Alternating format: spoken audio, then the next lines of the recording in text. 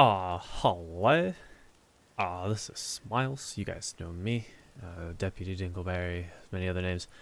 I wanted to go over a couple things. It'll be a very short video, just some key points. So recently just recorded a run of the Shards of Ore Speed Clear Gator role, the Assassin Necro. I'll go over a couple things, a couple key points. Just because I felt like there was a giant lack of attention that kind of gets brought up during these runs, at least in certain videos. And I just kind of wanted to point a couple things out, just because I feel like this is definitely some information that a lot of people can definitely benefit from.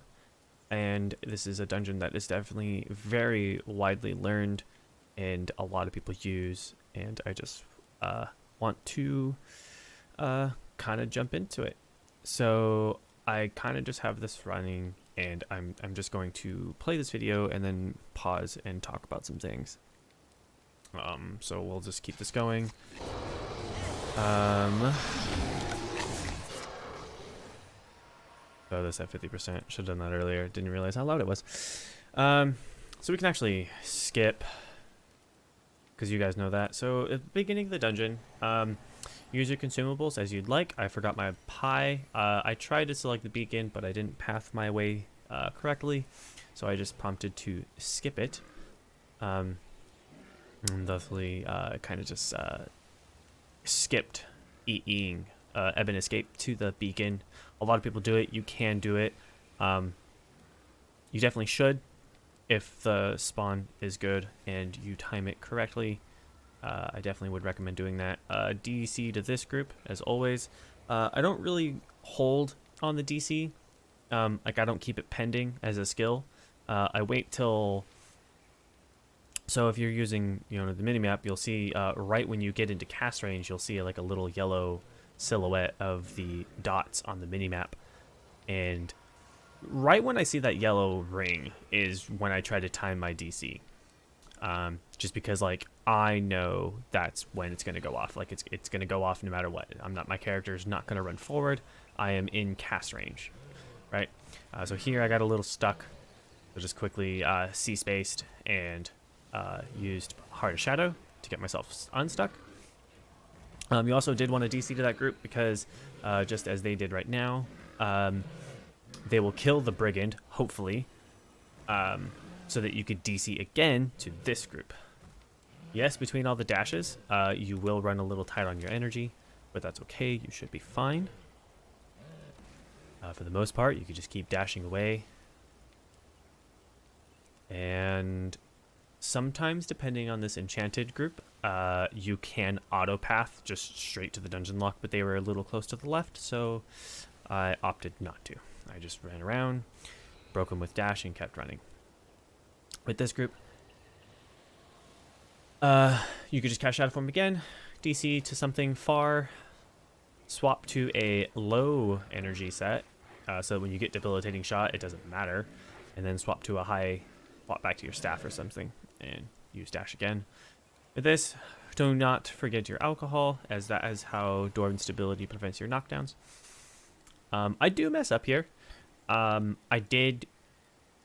So I saw my yellow thing, and this is what I mean. Like, I was definitely... I thought I was definitely in range, but I didn't wait for my yellow. I had it pending. And then I casted Shadow Form, and Shadow Form does have a priority cast. So Shadow Form will override pretty much any pending cast that you do, because it is an enchantment skill. It doesn't require a target. So I didn't... I usually will hoss off of one of them, and then proceed to use Shadow Form. Not necessarily a make or break, but just something nice to do. And I did try to use a summoning stone back there so that they would be back there, and then you Ebon Escape back up through the hole. But yeah, I tried to use a summoning stone so that the skeleton group would be back there. That didn't happen. Someone had a footman. Darn footman. You might have a ranger or two with together as one, and if that's the case, they'll bring Light of Deldrimor. You can see me in chat. Nice footman. Yeah, use a chest if you got it. So with this group, your undead shield, if you have one, not necessary, but if you have one, swap off of it because this group will not benefit you. This is not an undead group. It's the enchanted group. And it is ideal that the AN starts this ball. I personally stopped going in between the coffin and the statue. I just do a traditional right wall block on whichever side they are on. And in my personal opinion, I believe it's been working better. Some might say otherwise.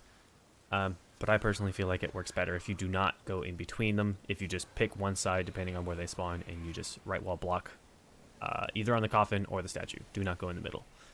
From here, DC on. Run a little up ahead so that you are the EE target for people to get across. It does not matter if they are ahead of the AP. They all have to wait for the same thing eventually. Do not forget to swap back to your undead shield if you have one. 45s plus 45 enchanteds minus 2 enchanted shields also work very well.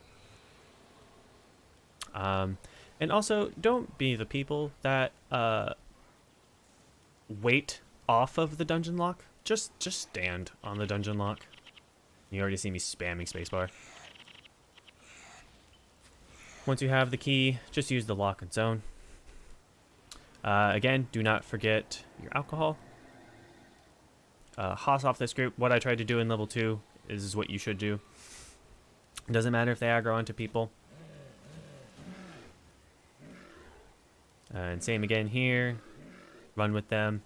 Also, as the gator, it's also very good to know that, yes, you are a gator. You are supposed to go up. But during this time, in this specific room, it is good to run with the AP. I also choose to break left and DC to this group. And thus, you guys see holding a good majority of that aggro, keeping it off my team. I did get erupted on Shadow Form, but Shroud's a really cool skill. I did use a Summoning Stone to help break the aggro, or to help prevent it from following us. And worked out. So with together as one, majority of our team is above 90% past that room, which is amazing. That's perfect. I got ripped on Shadow Form again, but then again, doesn't matter. It did kind of suck because nice Shadow Form, yes. Yeah, I am not allowed to have Shadow Form. I do mess up here. You can hoss through this wall, but I picked a bad angle. I went left right there, and I shouldn't have. I should have just kept going right. I even say, yeah, I had a bad angle. It is ideal that you EE to the beacon and target the AP, because will be your most consistent target to hoss through that wall. You want to anger yourself here a little, right? I will pause right here really quick because I want to talk about this. So with this gate glitch, and I'll kind of describe a little bit about gate glitching. So gate glitching is you will have pretty much like a wall. So what I try to do, you guys kind of see it, is I will pretty much try to move the mobs at a 45. So consider myself a point and consider my gate a line. So I'll consider myself a line, and I am a point, and these are my targets. I try to put them at a 45-degree angle from me to the wall. I know it's a little hard to explain, and then what I do is I am holding W and my D key so that I am moving right at a 45-degree angle, because gate walls are not a solid line. Imagine there's like a bunch of X's. There's just a bunch of X's. Imagine there's like 100 X's that are just like lined pretty close together as a gate. That is how walls are formed when they are movable objects, such as gates.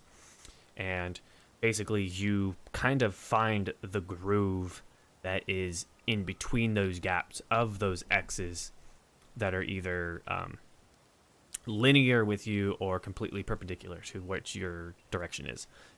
So a lot of people will say, oh, left wall glitching is easier, basically meaning that the left side of your character is facing the gate instead of the right. I personally prefer right. Just my personal preference. Left does work. I've done it a couple times, but I prefer right. So basically what you're trying to do is you're trying to run a 45-degree angle between the mob and the gate. So you can see the little gap here. So I'm trying to run this way. So I'm telling my character to run this way. And also I am doing small camera swivels, basically holding my right mouse button and swinging my camera like this. You know, so you see me doing that right there. And you see when I swing left, it pinged my camera beyond the gate and then thusly pushed my character through. That is how gate glitching works. From here, you just DC across. Don't worry about shadow form dropping. You don't need it, because if it does drop, you just keep running. It doesn't matter. From here, I'll skip a little bit just because my team took a while to get the key. Like quite a while. Okay, so right when you picked up the key, when the dungeon keys are picked up, I usually count to 3. Sometimes, if I'm on a really fast team, I won't count at all. But sometimes I'll count to 3, and then that's when I'll cast my Dwarven Shroud and Shadow Form. It used to be 5, but then I got interrupted on Shadow Form a lot, which will fail this bridge pull. So then you kind of just, and I kind of like pitter-pattered a little here. I kind of didn't really go fast because I was unsure if he was going to pull all the way. So I kind of took it really slow.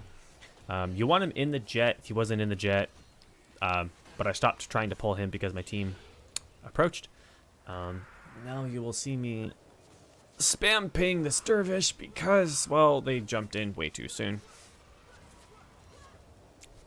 It's fine for the dervishes to jump in on the Fendi spike, but definitely when they are below 50%. When Soul Fendi is below 50% is when it's okay to jump on. Other than that, that is the majority of the Shards of War Gator speedrun. Later in this chest, someone did get a Q9 Prot BDS, which was funny that I didn't get on camera, but it did happen. Anyway, thank you all so much. I will make more of these if this is what people want to see. Thank you so very much, guys. Cheers.